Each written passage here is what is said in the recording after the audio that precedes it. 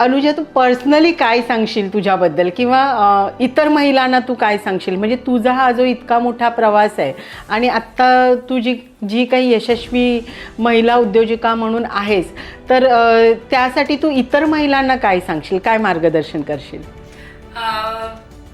खूप छान प्रश्न विचारलायस वैष्णवी, कारण मला याच्याबद्दल खरंच बोलायचं होतं. Thank you so much. त्याच्यामुळे मला खास महिलांना हे उपदेश द्यायचा आहे की तुम्ही पर्सनली कधीच कुठलं म्हणजे रिझन सांगू नका. तुम्हाला जे काही अपॉर्च्युनिटीज मिळत आहेत ते तुम्ही संधी चांगल्या अपॉर्च्युनिटी म्हणून साध्य करा आणि त्याला तुम्ही ग्रो करा स्वतःला. मग ते जॉब असो, होम बिझनेस असो, काही असो. पण प्लीज माझा एकच उपदेश आणि संदेश असेल सगळ्यांना की घरी बसून राहू नका, काहीतरी स्वतःची आयडेंटिटी निर्माण करा. बरोबर. आणि मीही प्रत्येक महिलांना एक संदेश देईल की